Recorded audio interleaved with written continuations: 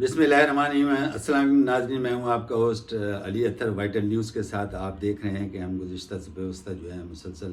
Vlog ڈال رہے ہیں بلدیاتی الیکشن کے حساب سے اور معیشت کے حوالے سے، سیاسی حوالے سے۔ آپ کو پتہ ہے ناظرین کہ کل محسن رضا نقوی صاحب کو نگراں وزیر اعلیٰ پنجاب بنا دیا گیا ہے، جس طریقے سے پرسوں جو ہے وہ خیبر پختونخوا کے نامزد وزیر اعلیٰ، نگراں وزیر اعلیٰ کو بھی نامزد کر کے ان سے بھی حلف لے لیا، کل محسن نقوی سے بھی حلف لے لیا ہے۔ لیکن جتنی اپوزیشن کی جماعتیں ہیں، جس میں پی ٹی آئی اور قاف لیگ، ان دونوں نے اس تقرر کو مسترد کر دیا ہے اور اس پہ احتجاج کرنے کا فیصلہ کیا ہے اور سپریم کورٹ میں بھی جانے کا فیصلہ کیا ہے تاکہ اس نگراں وزیر اعلیٰ کو ریپلیس کیا جائے۔ ناظرین، آپ کو پتہ ہے کہ پی ٹی آئی اور جو جماعتیں ہیں، قاف لیگ وغیرہ، یہ اور پی ڈی ایم کی جماعتیں ہیں جو برسر اقتدار جماعتیں ہیں، یہ ایک دوسرے پہ الزامات مسلسل لگا رہی ہیں۔ اور یہ جو نگراں وزیر اعلیٰ ہے، اس پہ تو خاص طور پہ عمران خان صاحب نے کہا ہے کہ یہ جو ہے، اور قاف لیگ کے سربراہ چودھری پرویز الہی نے بھی کہا ہے کہ ہمارے دشمن کو تعینات کر دیا گیا ہے، اس سے ہمیں جو ہے وہ خیر کی توقع نہیں ہے۔ تو اب یہ دیکھا جائے گا کہ یہ سپریم کورٹ میں اگر جاتے ہیں تو عدالت اس پہ کیا فیصلہ کرتی ہے۔ عمران خان صاحب نے یہ بھی کہا ہے کہ اب ہم اس کے خلاف آج الیکشن کمیشن پنجاب کے سامنے دھرنا بھی دیں گے، کہ پی ٹی آئی کے چیئرمین، پی ٹی آئی کے جو کارکن ہیں فواد چودھری نے بھی کہا ہے کہ یہ تو ہو ہی نہیں سکتا کہ ان کی سربراہی میں کوئی جو ہے الیکشن جو ہے وہ صحیح ہو سکے۔ تو اب دیکھتے ہیں آگے کیا ہوگا، اس لیے کہ پی ٹی آئی کے جو چیئرمین ہیں عمران خان صاحب نے یہ بھی کہا ہے کہ آج وہ جلسے میں جو ہے وہ معیشت کی استحکام کے لیے روڈ میپ دیں گے اور جو احتجاج جو شروع ہوگا اس کا جو مین ایشو ہوگا وہ مہنگائی ہوگا۔ ناظرین، بلدیاتی الیکشن کے حوالے سے اگر بات کریں جو کراچی اور حیدرآباد میں ہوئے ہیں، آپ کو پتہ ہے کہ کراچی میں جو ہے وہ کچھ حلقوں کے نتائج روک دیے گئے ہیں، جس پہ دوبارہ گنتی ہوگی، اور اس سلسلے میں الیکشن کمیشن کے ذرائع نے یہ کہا ہے کہ اس میں 2 سے 2.5 مہینے کا عرصہ درکار ہے۔ انہوں نے یہ بھی کہا ہے کہ یہ جو گنتی ہوگی اس کے بعد جو نتائج ہوں گے اس کے اوپر فیصلہ ہوگا۔ ناظرین، آپ کو پتہ ہے کہ ہمارے ہاں کچھ ایسے بھی حلقے ہیں 22 کے قریب جس پہ دوبارہ الیکشن ہونے ہیں، بلدیاتی الیکشن، جو سیٹیں خالی ہو گئی ہیں، جس پہ لوگ انتقال کر گئے تھے، وہ ایسے 22 حلقے ہیں جس پہ دوبارہ الیکشن کمیشن نے کہا ہے کہ یہ اس کے اوپر دوبارہ الیکشن ہوں گے اور اس کو باقاعدہ جو ہے حلقے میں انتخابی مہم جس طریقے سے ہوتی ہے اس طریقے سے ہوگا، اس کا اعلان ہوگا باقاعدہ، اور تمام امیدوار جو ہیں اس میں حلقہ بندی کریں گے اور اس میں پھر الیکشن لڑیں گے۔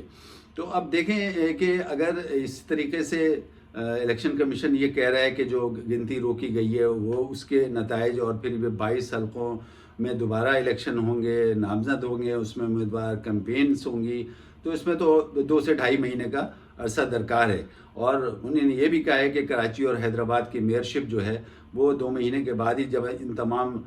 حلقوں کا بھی رزلٹ آ جائے گا، اس کے بعد ہی میئرشپ کا تقرر ہوگا۔ ادھر سے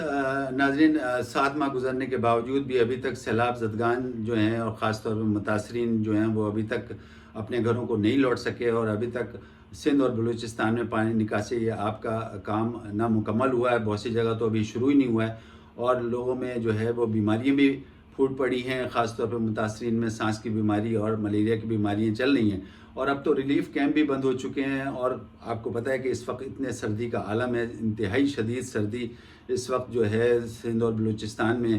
جاری و ساری ہے، اور اس میں بیچارے متاثرین جو ہیں وہ بے گھر ہیں، اپنے گھروں کو نہیں پہنچے ہیں، اموات بھی ہو رہی ہیں اور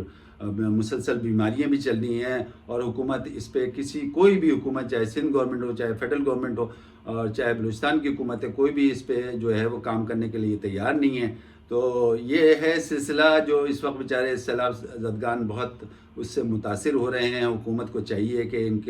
ان کے لیے کوئی جلد سے جلد ریلیف کا انتظام کرے۔ تو ناظرین، آپ نے دیکھا کہ الیکشن کا دوسرا مرحلہ بھی کمپلیٹ ہوا اور دوسرے مرحلے کے نتائج بھی آ گئے، لیکن پھر نتائج روک دیے گئے الیکشن کمیشن نے، کیونکہ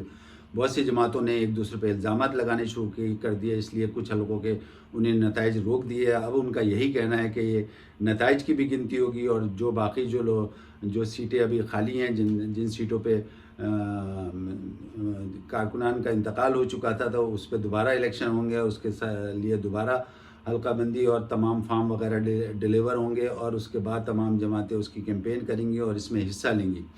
ناظرین، آپ نے دیکھا کہ صرف اور صرف جو ہے اس میں عوام کا استحصال ہو رہا ہے، معیشت کا کوئی پرسان حال نہیں ہے۔ معیشت آپ کو پتہ ہے کہ ہم نے پچھلے ولاگ میں بھی ڈالا، اتنے ڈونرز کانفرنس میں سب چیزیں ہوئیں، لیکن ابھی تک اس بے سود ثابت ہوئی، نہ کوئی IMF کا کوئی جو ہے وہ وفادار ہے جس سے گفتگو ہو، اور کوئی آگے کوئی آسرا نظر آئے کہ معیشت میں کچھ بحالی کے امکانات نظر آ رہے ہیں۔ ایسا کچھ بھی نہیں ہو رہا ہے۔ ناظرین، بس یہ دیکھیں کہ کچھ بھی ہو، جو مہنگائی ہے، سیلاب زدگان ہے، یہ تمام چیزیں جو ہے نا عوام کا استحصال ہو رہا ہے، اور جو حکومت ہے، حکومت کے لوگ جو ہیں وہ خوشحال ہیں، لیکن عوام کا استحصال ہو رہا ہے، اور عوام جو ہے مسلسل جو ہے مہنگائی میں پس رہی ہے۔ تمام جتنے اجناس ہیں وہ مہنگے سے مہنگے ترین ہوتے جا رہے ہیں، الیکٹرکسٹی کے ریٹس بڑھتے جا رہے ہیں، اور گیس کے بھی اب تو بڑھنے والے ہیں، اور کچھ جگہ تو بڑھ گئے ہیں۔ اور آپ کو پتہ ہے ٹیکس کی صورت میں جب بل آتے ہیں گھروں میں، چاہے بجلی کیوں ہو چاہے گیس کیوں ہو، آٹومیٹیکلی اس کے اوپر ٹیکس لگ جاتا ہے۔ تو یہ سارا بوجھ جو ہے وہ عوام کے اوپر پڑ رہا ہے، اور عوام اس میں مسلسل جو ہے پس رہی ہے۔ ناظرین، اب دیکھیں، میری اور آپ کی بھی دعا ہونی چاہیے کہ جلد سے جلد ملک کا سیاسی استحکام ہو تو معاشی استحکام بھی ہوگا۔ ہماری دعا ہے کہ کسی بھی طریقے سے عوام سکھ اور چین کا سانس لے۔ اس وقت کے لیے اتنا کافی۔ مجھے اپنے ہوسٹ علی اطہر کو اجازت دیں۔ اللہ حافظ۔